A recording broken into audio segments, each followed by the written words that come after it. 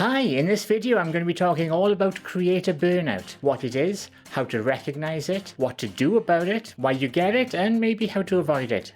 It's quite a lot of things. Let's get straight into it. Hi, welcome to Creator Answers. My name is Danielle, and as I said, in this show I'm going to be talking about creator burnout. And it's something we're seeing an awful lot in our favorite creators, in our channels, in our feeds lately. We're seeing big YouTubers, big video creators burning out, dropping off the channel, going on to other things. Why? Even YouTube themselves are putting out videos about how to avoid burnout and why it's an issue and mental health, etc., etc. What exactly is this burnout? What are we talking about here? And I think it's important to establish that because there's a lot of confusion about burnout and stress. So the term burnout itself is actually quite a new one. It was only introduced in 1975 by Dr. Frederick Fraudenberger. Herbert discovered that his volunteer staff were all struggling with burnout. What he found was that his team were working extremely hard, but they weren't feeling satisfied. They weren't feeling the reward that they were getting for their efforts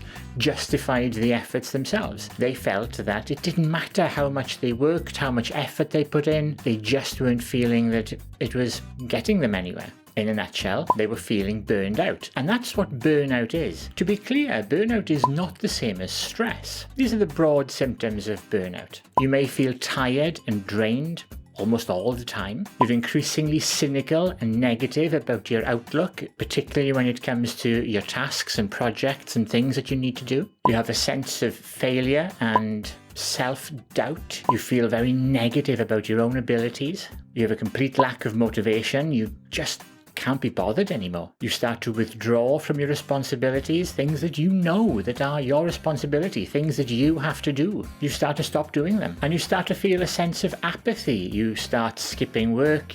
Nothing matters. You just don't care anymore. It's almost like depression. While it's important to be aware that burnout can result from stress, it isn't actually the same as stress, where stress is a feeling of constant stimulation. You're always pushing, you're trying very hard to get things done. That doesn't mean you're not getting them done. It's just the workload is increasing and increasing and increasing. Now that can be very similar. It can lead to a lack of energy, but that's because you're exhausted, not because you're no longer interested. Stress usually keeps you up at night. It makes you work harder. However, if that extra effort doesn't result in a positive outcome, then it can very quickly become burnout. And that's why the two are often very confused, because stress and burnout really go hand in hand. Heavy stress can lead to burnout if the rewards are not enough, whatever those rewards may be. Stress can usually be cured by taking a break. That's not always easy, and that's one of the reasons you get into this stress spiral, because if you take a break, the stuff doesn't get done, and the stuff's got to get done. Oh my God, I'm so busy. Does that sound familiar? That's a stress type scenario. But if you're like, oh my God, I'm putting so much effort into this and I'm just not getting anywhere, do you know what? Forget it. That's where burnout kicks in. It's a subtle difference, but they're, kind of bedfellows. So why then are we seeing so many YouTubers apparently burning out? What's the problem with YouTube? Why is this a phenomenon that seems to be so common in YouTube or creator circles? Are these YouTubers who are saying they're burned out actually burned out, or are they just exhausted and tired of it all? The answer is probably a little bit of both. There are two main things at work here. First of all, the perception of YouTube, particularly with people who are just getting into YouTube or it's possibly their first job. People seem to think that YouTube is this dream job. It's this thing that it's a miracle thing. It's a wonder thing. To be a YouTube creator, it's the best job in the world, right? It's easy work. There are huge bags of money. The pressure is off. You put your feet up. You just record a few minutes of video a week and boom, riches and fame come pouring in. Except that if you've spent any time on YouTube, you know that it's not. YouTube is exceptionally hard work. And to achieve significant financial success and fame and celebrity on YouTube, it is really, really difficult. It's far easier to get a normal job and work at it for a few years and get a decent income than it is to chance it on YouTube. And yet I know there are lots of people who are closing their ears to that fact, but that is a reality. And then if you are in that group of people who have a successful channel, who are growing on YouTube and can see a career or a progression ahead of them, then you have the stress of maintaining your publishing schedule, of writing your shows, of producing, of editing, keeping your gear up to date. business, keeping yourself up to date, and this is a big one that I'll come back to in a second, but the pressure, the amount of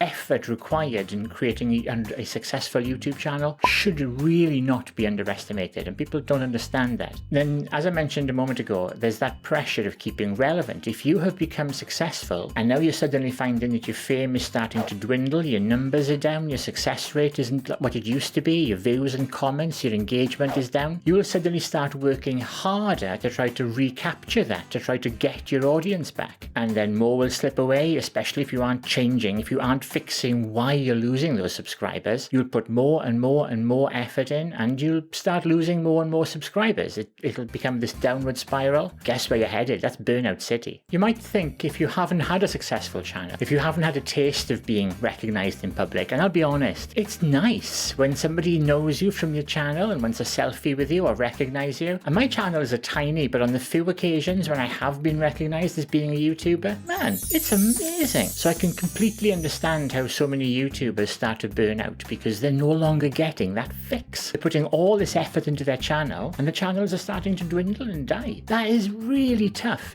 particularly if you're new to YouTube. It's hard as a senior, as an older creator, but as a youngster where you've just come into this, you've put all your eggs in this one YouTube basket and just start to dwindle, that's really tough. Then you have to add the fact that for a lot of people, YouTube is their sole income. And how often have we seen YouTube channels shut down overnight? That is the end of these people's incomes. If everything that they earn, every penny, is dependent on YouTube, and there's that risk of losing your channel or your channel is starting to die, wow, that's a terrifying thought. So there's a lot of reasons why we're seeing creator burnout, and I'm sure you can think of many more. Drop them in the comments below, but I'm pretty sure I'm close to the mark here with a lot of these. What do you do? How do you prevent this happening in the first place? Well, the ways to avoid burnout are the same as any other stressful or reward-based activity or career. First of all, you have to be realistic about what you can do and what you're going to get. You need to set yourself realistic goals, set expectations, understand what you're getting into with any task, but particularly with growing a YouTube channel.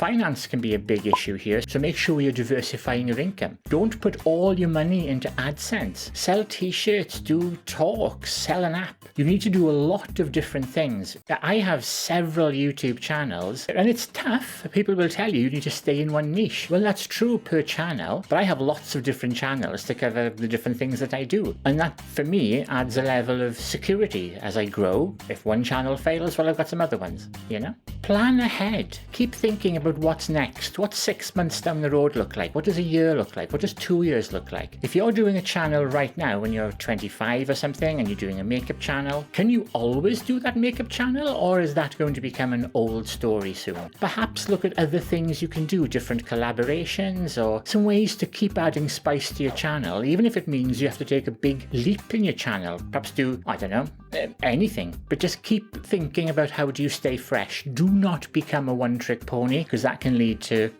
your channel becoming boring and no longer relevant. On a more philosophical level, adopt a no 0 days attitude. Every day you will have achieved something. So try to set yourself some easy tasks to achieve every single day, even if that task is play Xbox for half an hour. If you do that, you've achieved that thing. So don't be too hard on yourself, and don't give yourself unrealistic goals every day. Have your primary objectives, which you can definitely do, and then your secondary objectives, which you will try to do. Ultimately, though, what it comes down to is with burnout, you just feel as if the reward is no longer worth all that effort. Think about this. Don't just be a passenger in your own life. Think about what you need to make you happy, and make sure that the things you are doing are moving you towards those goals. And that is pretty much it for this show. I hope that was useful to you. I hope you now have a better understanding of the differences between stress and burnout, and I'm hoping that you can identify in yourself if you're starting to head down the burnout path, and hopefully you can head that off and do something about it before it becomes a major issue for you. Really do. So, as always, if you like this content and you want to be kept informed of everything I do, and you want to grow your channel, then don't forget to hit that subscribe button and hit that alarm bell to be kept informed of everything I put out. As always, I'd love to get your comments and feedback and all this. And of course, hit that like button if you like the video, hit the dislike button if you didn't like the video. Simple. Dr. Frederick Fraudenberger, I don't know how to pronounce that. that. And popping up over there is the last video I put out, and below that somewhere is the video YouTube thinks you should watch next. Thank you so much for watching, and I shall see you in the very next show. Thank you. Bye.